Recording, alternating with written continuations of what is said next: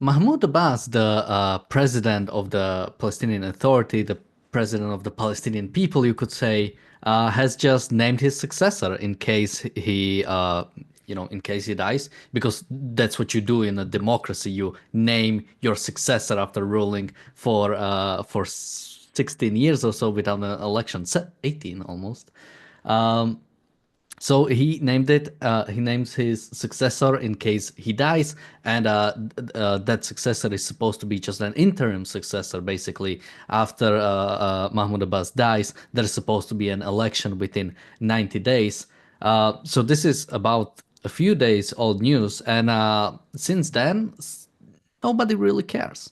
And why does nobody really care? Because for a long time, Mahmoud Abbas is not a popular leader. He is not a representative of the Palestinian people. And today we'll talk a little bit about that. Joining me today is actually two people for the Daily Objective since we don't have the reality show today, Alex and Mark. Hey guys, What's welcome up? to the Daily Objective. And let me just quickly start with Alex because you had something to say. Do you know who this successor is? I've never heard of him, and that means that he must be kind of well, he probably hasn't served time in an Israeli jail because we've only heard of the ones like Barghouti, like murderers, right? We've heard of them, and they're the most popular, as you would expect naturally. Um, I've never heard of his surname, so he's not from one of the prominent violent clans. I mean, he's for sure still part of a big clan, but I couldn't tell you just from his name what clan he's from.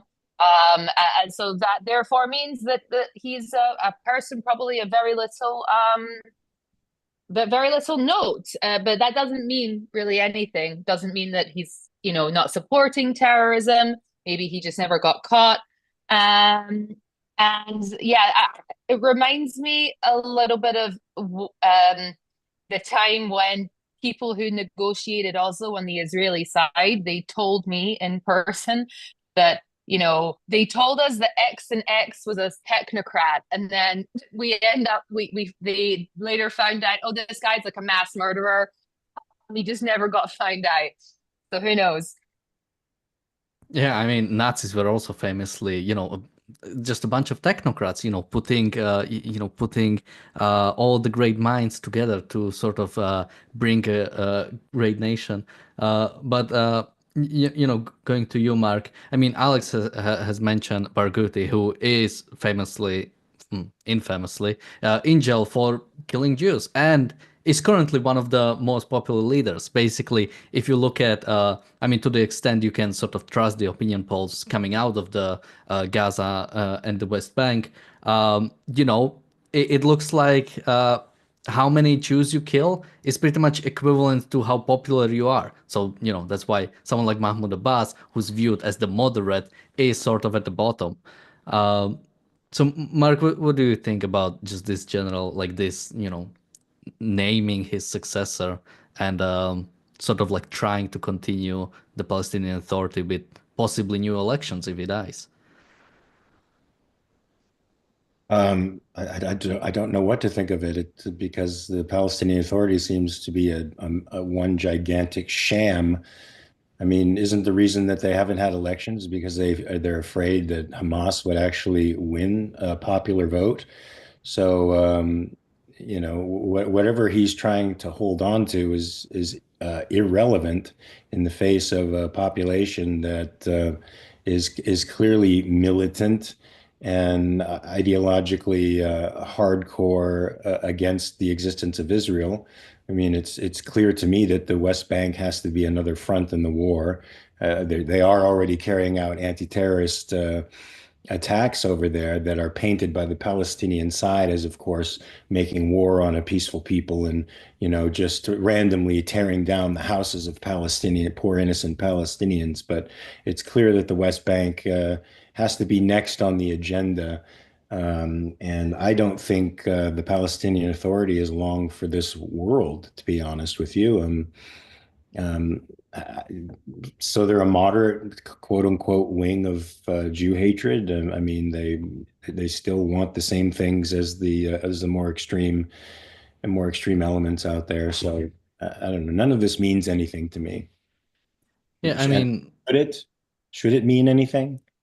well, I think the most important point is so the Palestinian Authority, if I have my facts right, was created after the Oslo Accords, basically as part of it. Like, this is going to be the unified sort of front for the Palestinian people that's going to represent them and act on their behalf.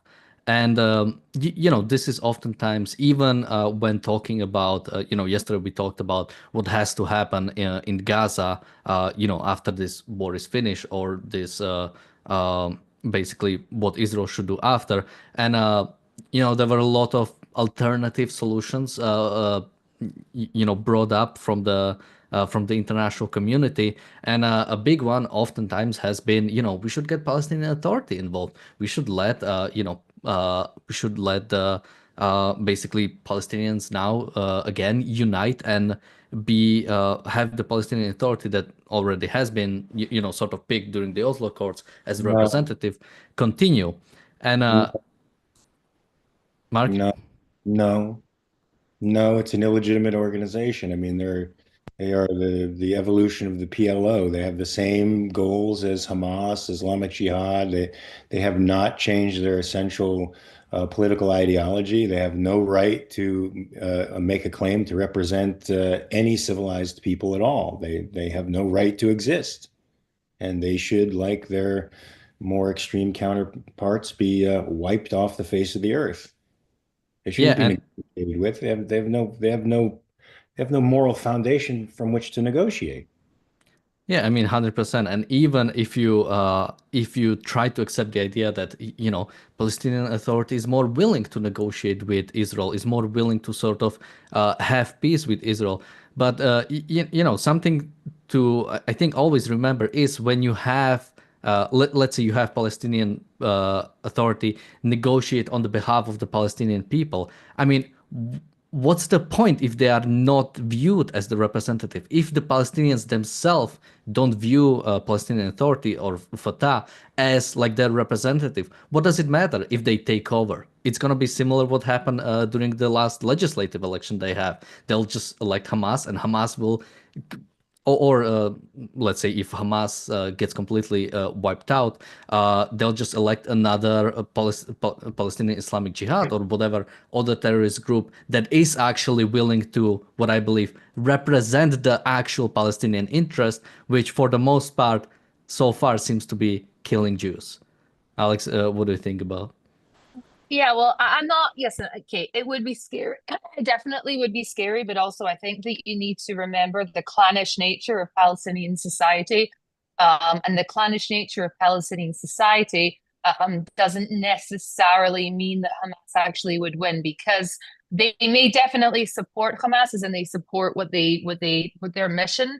But Hamas really are more of a kind of Egyptian Muslim Brotherhood kind of organization, and you do have to remember that those kind of political bonds tend to run in families, um, whereas Fatah, whatever you want to call, Fatah, PLO, um, they're a West Bank more secular, on paper at least, ideology, and again, it's very much tied to the clannish nature. But I also think that the reason that they are assigning a new that he's assigning a successor is almost a whitewash.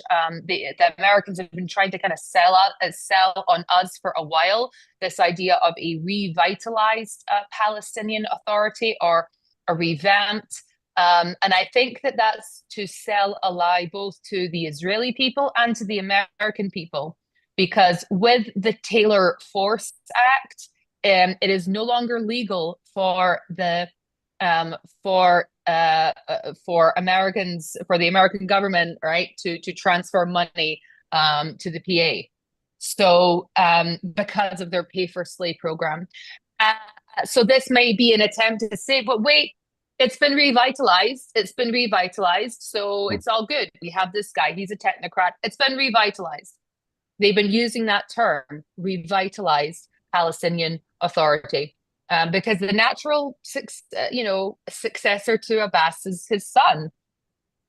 There's no other successor, in my opinion. Yeah, and Hmm. just sort of bringing up the bigger point. I mean, you've mentioned about how sort of the clan nature of the sort of people in the region. Uh, but I think in the end of the day, Hamas is truly the representative of the Palestinian people. I mean, we've seen, on October 7, people in Gaza and the West Bank were celebrating October 7. They largely supported it. They still Yeah. largely support it. And even when, some people, we've talked about that Channel 14 interview when they went to Gaza and like, oh, see, they're actually standing up. They're speaking out against Hamas. Yet we still haven't seen a single Palestinian come out and give us information about the hostages. We know that Palestinian people are involved in holding the hostages. Many of them are held in the homes of the Palestinians. We haven't seen a single Palestinian coming out and saying, "Hey, I have some information about Hamas. I have some information about the hostages." That Hamas was building their tunnels under hospitals. The people in those hospitals knew that in some cases they even saw the hostages. They knew something is going on and they didn't speak out. And people always try to say like, many people in the West, especially, try to speak out against like innocent Palestinians. Like, oh, what about the innocent Palestinians? And my question almost is, well, where are they? I mean, it's been 14 months and there's simply nothing we can see. Mark, maybe where are the sort of the seemingly the better Palestinians or the innocent ones or the ones willing to stand up to Hamas? Dead by Hamas's hand if they existed, or gone from Gaza because they left. Those who remain are more or less acolytes of the regime, and they have to be treated as such. It was certainly, I think, if there were widespread animosity towards Hamas for the suffering that they've put the Palestinian people through, we would see some form of movement like we see in Iran, where women are openly taking off their hijabs and putting their lives on the line to protest this insane morality police over there. We see no similar movement in Gaza, nothing like that. And in the West Bank, which is considerably freer in a sense that they're not enduring the hardships that the Gaza is. There's even greater support for Hamas. So it's clearly we are watching a toxic society, and that toxic society has given us no other alternative but to fight them uh, and detoxify them, which the level of what we have to do in order to achieve that is up to them. Our only goal is to make them survive and make them surrender and stop. We have a super chat from Bonnie, thank you so much, and a super chat from Jonathan, thank you so much. He says, great panel today, and also a super chat from Regina, thank you so much. Someone in the chat is asking, do we really believe they have a choice in the election, or is it Putin-style election? So, I mean, maybe Alex can tell us a bit more about how legitimate the elections are. But even then, you have It, to remember. it is Yeah. legitimate, I think, because the Israelis oversee it, so it is legitimate. Yeah. It's the election they had 17 years ago was the most free and fair election besides Israel that's ever occurred in the Middle East. That's according to the Americans. There you go. Yeah, Right, and but they elected Hamas by a plurality in Yeah. Gaza, and irrespective of that, Well, now go ahead. I was going to say they've only had one election, right? And so, Mahmoud Abbas is 17 years into a four-year term. So the election was free and fair. That's where it ended. Right, for both Gaza and the Palestinian Authority, they've only had I guess one election. Right. But the people spoke, and they continue to speak in poll after poll after poll that they have not changed their mind with respect to their ultimate goals. So to me, they're the enemy. yeah, and I mean, even, talking about like they've only had one election so much time ago, so maybe if there was an election, Hamas and Fatah, respectively, wouldn't win. But something that I think is always important to remember, that even in dictatorships, even to a large extent totalitarian states, need to be popular. They need to be a bit less popular and a bit less accountable than democracies, because they cannot be directly voted away. But even then, it only takes so many people to protest. It only takes so many people to largely oppose your regime to basically for it to be deposed. So as I've said, even if you say that like they haven't had elections or they weren't legitimate elections, I mean, again, look at Gaza. Who is speaking out? Who is there like trying to overthrow the regime? And yeah, I mean, where There's is no it? resistance. There's no resistance. I mean, literally 10 hours after Trump was elected, millions upon millions of people labeled themselves the resistance and went about attempting to undermine whatever Trump did. And they were politicians and they were citizens and they openly proclaimed their resistance to the administration. I see no such movement in Gaza. I've never seen any movement like that in Gaza or the West Bank for that matter. Yeah, and Yeah, even no, go on, I, Alex. I was even going to say, even the PA's police force who, also commit terror attacks, they even have to come out and kind of say to their people, guys, we are also taking part in some of these operations. We're just not allowed to tell you guys about it. So they're even a kind of wink, wink, nudge, nudge. And that's, by the way, Mark is the one who should be the most angry about that, because it's Mark's government who trains and arms that police force. I do believe it was one of those American issued weapons that was involved yesterday in a shooting. Um, and 8 people were shot, 9 people were shot, 3 in critical condition, and and I was interested very much when I noticed that the bullets were definitely not from an AK-47. So no one else has well, either way, it's a story, because either that was an M16 that was stolen from an Israeli, very, very rare because they keep tight grip on those, or it's from one of these American issued weapons, that because there's no one else in the area that has M16s, right? They don't get them in the rebel forces, right? They don't get them in Iran. So that's tells me another story. Yeah, I mean, you've mentioned that shooting that happened yesterday, and well, I think we've mentioned it on the reality show a little bit. But yeah, it's something that's important to remember. It's the way sort of the Palestinian society is split right now. It's not like it's Gaza, which is populated by Hamas, and where Hamas is popular, and then it's the West Bank, where it's like only Fatah, and only Fatah who is the popular one, all the Palestinian Authority. No, Hamas is in the West Bank. As you mentioned, the yesterday attack was done by a Hamas member, by a member of the Al-Qassam brigades, and as you mentioned, it was done by M16, which yeah, I assume.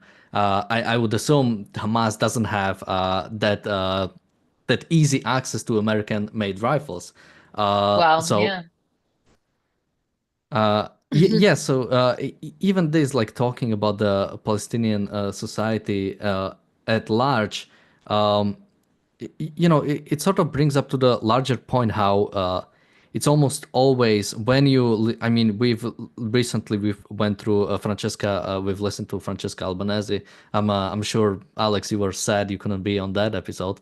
Uh, we've talked about, and the way they view the sort of the Palestinian society, or the way they view as a resolution to the conflict, it's always just about, let's just have a ceasefire, let's just have the end to the conflict. They never talk about like actually doing something with the Palestinian society. They never talk about, okay, Never. let's actually have like let's try to push for something better. I mean, you mentioned the police force. You mentioned the pay for slave program. Like their welfare is paying people for killing Jews, and this is not Yeah. like Hamas. This is originally is from the Palestinian Authority. So Hmm. yeah, Well, Alex.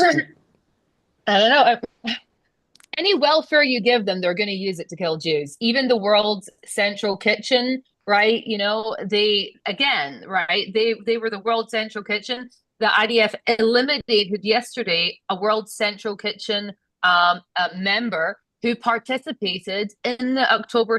You know, I mean, so this is all down the line, right? It's nothing is there to build. So if even if you're kind and you give benevolently, right, to the World Central Kitchen or whatever, they will use whatever you give them in your, if you're going to be kind and donate to a program, right, like the you know, Save the Tree program. If you give it to them in Gaza, they will, or within the Palestinian, you know, this Palestinian controlled areas, right? They're just going to use it to kill Jews because killing Jews is the only thing they are really passionate about doing. And it's the only thing that's rewarded. Those are their kind of James Dean figures. If girls in, you know, the Palestinian you know, the Palestinian areas had, you know, posters of guys up on their walls, they would be jihadis. You know, that is the only person who is respected in this society is the jihadi. So you, and also you can't expect them to they have this opinion. You can't expect us to be productive. We've gone through so much. It's this very sort of, they're also very entitled. They were very angry at Trump for refusing to fund UNRWA. They were like, doesn't he know how much we've been through? And I saw them totally not self-aware that they were even saying this on, because they get money every single month, right, from UNRWA paid into a bank account for doing nothing, for literally doing nothing. So it's for life, right? Well, supposedly for life, for a war that happened, you know, 80 yeyears ago. Getting, you know, it's not like a one-time like compensation you get paid. Imagine the I mean, it's just crazy. It's just absolutely crazy. They're not doing, yeah, they are, in their opinion, they are doing something. They're fighting the Jews, and you need to reward us for that. Yeah, I mean, you know, it's sort of convenient. I mean, you mentioned UNRWA was created basically just not that long ago, I believe, after the creation of Israel to handle the Palestinian refugees. But as you said, just think of how many refugees were there after the Second World War. I mean, when the borders changed, pretty much people were kicked out from all over Europe. Imagine if you had like a separate organization for every single one of them to make them into a perpetual like refugees. Like, you know, while I have a problem with this, I don't think there is, even if there is like a specific, like, you know, you have, you know, if there was like a special organization created for the Syrian refugees, because again, those were like in the millions in a similar way. If the goal was actually, okay, let's, you know, I mean, there were some developments in the Syrian civil war recently, but you know, at some point it's like, okay, maybe trying to get them back is just dumb.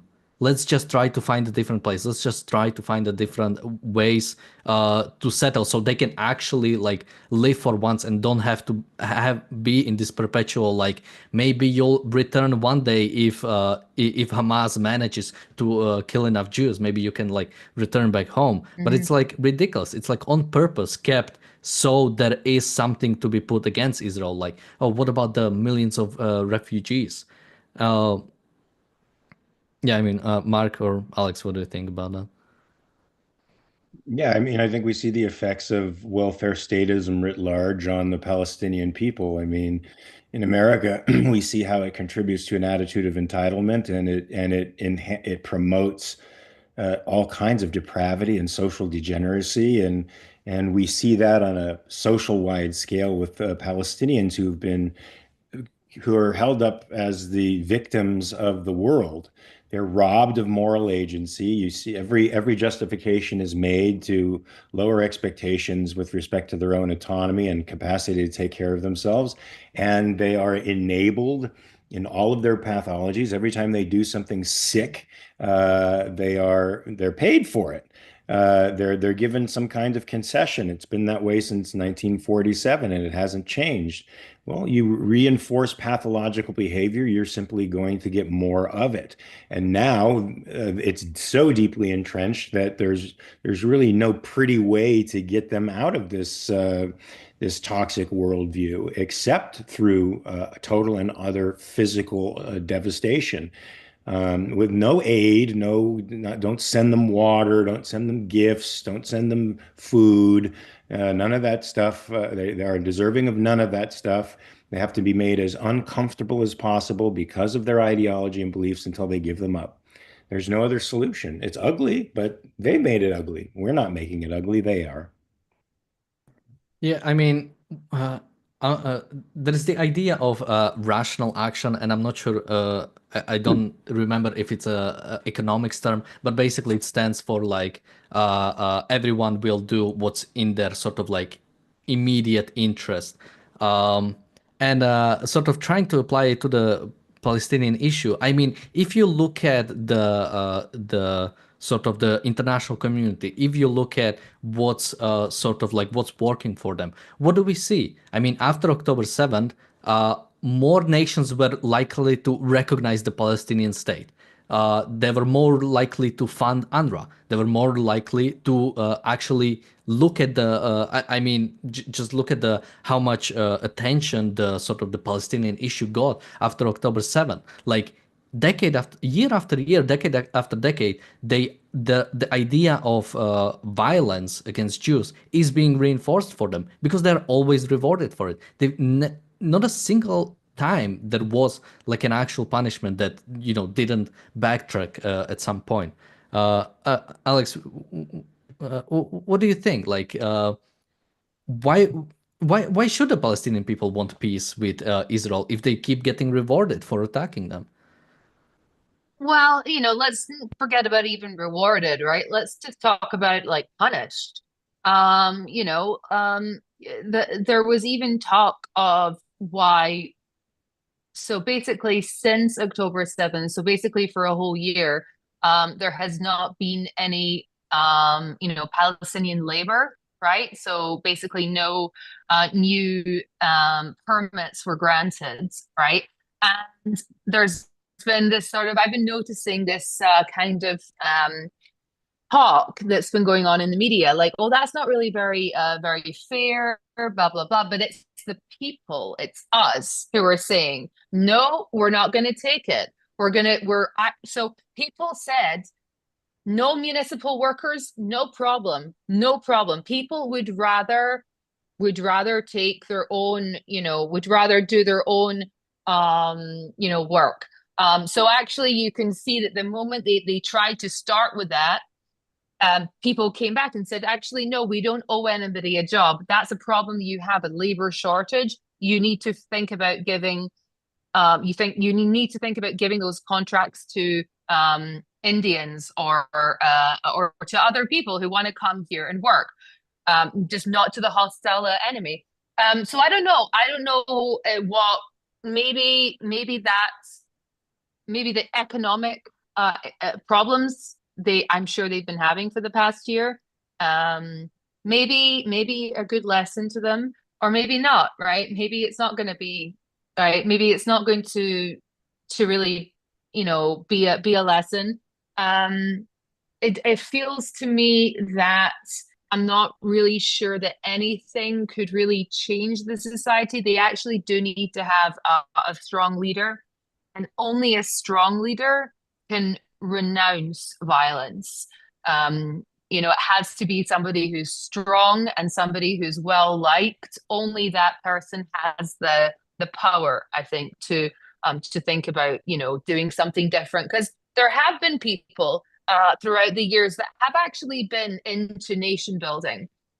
They haven't been popular amongst the Palestinians, but there have been people, and so who have actually been saying, who absolutely disavowed violence. And of course, they were favorites amongst the Israelis, but they're not favorites amongst them, right? We've liked them. There's been like one or two of them.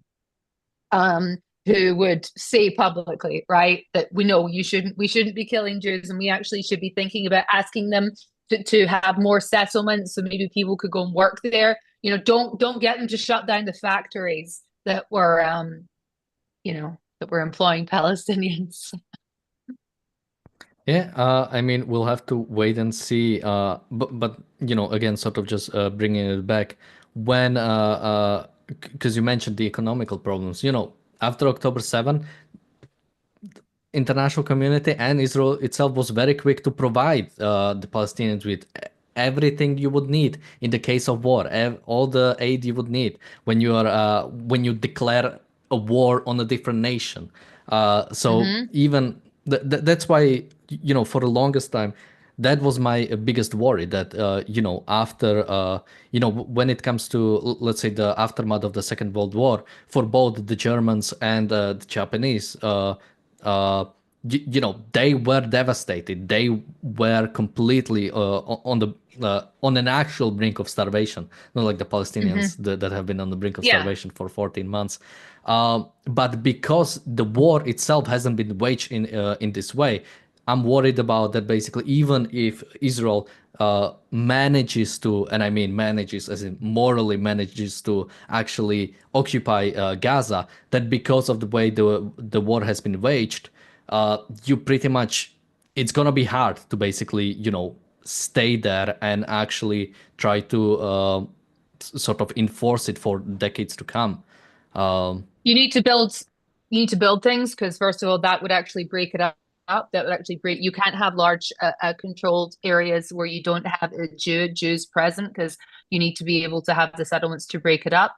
And just I was listening yesterday about, again, I was inspired again about the Syrian civil war, and I heard that the siege there that they had last time, that was for 6 weeks, that they imposed a siege on them to get the Jabhat al-Nusra to relinquish their hold. So 6 weeks, the Palestinians, it was ethnic cleansing and genocide to have a siege on them for 6 hours. We have a super chat from PC. Thank you so much. He says Abbas is part of the problem, not the solution. I mean, absolutely, they've never been part of the solution. Thank you, PC, again for another super chat. He says problem is most world supports Palestinians. Crazy, but that's how it is. Yeah, I mean, sort of just wrapping up. We are already a bit over. Yeah, I mean, as although I think Israel should be able to stand for itself, it should have the moral sort of statute to sort of like go against the world. But yeah, the fact is that the world supports the Palestinians, not in any good way, not in a sense like they want for Palestinians to prosper, they want Palestinians to build skyscrapers and have a productive society. No, in just they should have self-determination. They should be able, if they want to be a dictatorship, we should allow them to do so. I mean, Mark, what do you think? Any last thoughts? Yeah, this is just the enshrining of democracy for its own sake as a political ideal. It's exactly what Bush did when he went into Iraq under the assumption that every person wants freedom in their own heart and assumed that democracy was the way in which to achieve it. And then they proceeded to vote somebody. Close to Iran into their government. So. No, democracy is an incredibly dangerous political system. It's not. It's a value to be checked and restrained by constitutional means.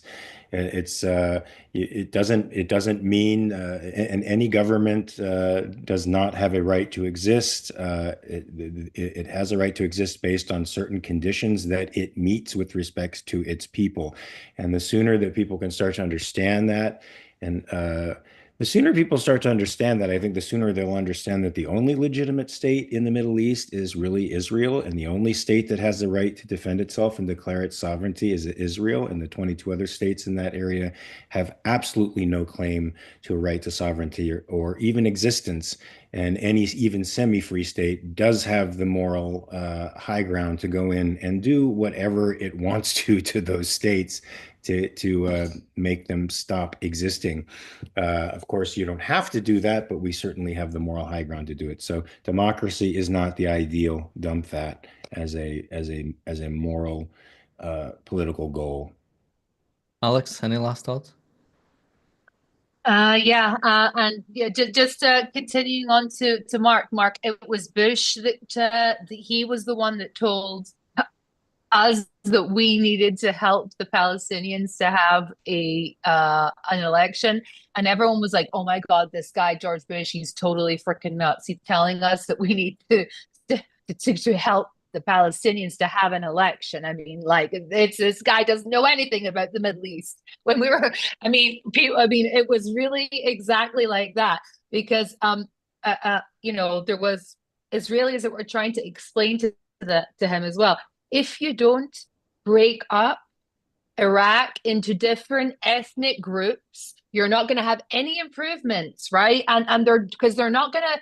You need to teach them for maybe 50 years about democracy, about the responsibilities, right, of democracy. It's not, think about how long it takes a civilization to evolve like that. But yeah, and so that was a great one from George Bush. Yeah, you need to prepare the Palestinian people for the election they're going to have. When's that going to be? What, in a few years? What, 20 years? No, like in a week's time. So yeah, I agree that democracy is a very dangerous thing. Especially just as a totally abstract concept. Just if it's voted, then it's good. Forgetting how Socrates died, right? Died from democracy. Literally died from democracy. Democracy killed him. Yeah. So thanks a lot, everybody, and see you soon. Yeah, you did an outro for me. So thank you guys for joining me today. No, from me, from me. No outro. Thank you, everybody. Thank you, everybody, for watching today. Thank you guys for joining me. We'll see you tomorrow with another episode of The Daily Objective and the reality show Extra. Thank you, and bye-bye. Peace.